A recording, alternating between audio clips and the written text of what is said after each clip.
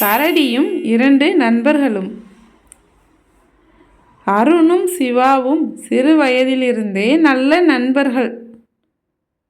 அவர்கள் ஒன்றாக விளையாடுவார்கள், சிரிப்பார்கள், எங்கு சென்றாலும் ஒன்றாகவே செல்வார்கள். நட்பு எப்போதும் மாறாது என்று நம்பினார்கள். ஆபத்து வந்தால்தான் மனிதர்களின் உண்மை முகம் வெளிப்படும். ஒரு நாள் அவர்கள் ஒரு அடர்ந்த காட்டுப்பாதை வழியாக பயணம் செய்து கொண்டிருந்தார்கள். அந்த பாதை அமைதியாக இருந்தாலும் எச்சரிக்கையை கோரும் வகையில் இருந்தது. அவர்கள் நடந்து சென்று கொண்டிருக்கும் போது திடீரென்று அவர்கள் முன்னால் ஒரு பெரிய கரடி. கரடியை கண்டதும் பயத்தில் அருண் தன் நண்பனை பற்றி யோசிக்காமல் தன் உயிர் மட்டுமே முக்கியம் என்று அவன் அருகில் இருந்த மரத்தில் வேகமாக ஏறிக்கொண்டான். பின்னால் நின்ற சிவாவை ஒருமுறை கூட திரும்பி பார்க்கவில்லை. சிவா அங்கே தனியாக நின்று கொண்டிருந்தான்.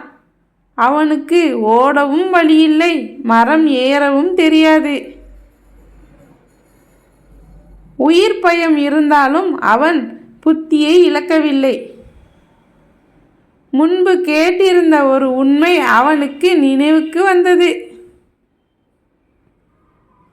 கரடிகள் இறந்த உடல்களை தாக்காது என்று. அவன் தரையில் படுத்து மூச்சை அடக்கி உடலை அசைக்காமல் இறந்தவன் போல் நடித்தான். அவன் அருகில் வந்த கரடி சிவாவை மோப்பம் பிடித்து பார்த்துவிட்டு அவன் இறந்து விட்டதாக நினைத்து அங்கிருந்து சென்று விட்டது. சிறிது நேரம் கழித்து பாதுகாப்பாக இருந்த அருண் மரத்திலிருந்து கீழே இறங்கி வந்தான். கரடி உன் காதில் என்ன சொன்னது என்று சிவாவிடம் அவன் கிண்டலாக கேட்டான். அதற்கு சிவா அமைதியாக, ஆபத்தில் உன்னை விட்டு ஓடியவனை நண்பனாக நம்பாதே என்று சொன்னது என்று கூறிவிட்டு அங்கிருந்து சென்றான். அந்த வார்த்தைகள் அருணின் மனதில் குத்தியது. நட்பு வசதிக்காக பேசும் வார்த்தை அல்ல, ஆபத்தில் உதவுவதுதான் என்று அருண் ஒரு பாடம் கற்றான். கதையின் நீதி: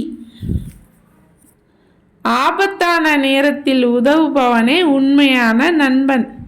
நாம் எப்போதும் நல்ல நண்பர்களையே தேர்ந்தெடுக்க வேண்டும். இந்த கதை உங்களுக்கு பிடித்திருந்தால் லைக் பண்ணுங்கள், ஷேர் பண்ணுங்கள். இது போன்ற சுவாரஸ்யமான கதைகள் கேட்க நம்ம சேனலை சப்ஸ்கிரைப் பண்ணுங்கள்.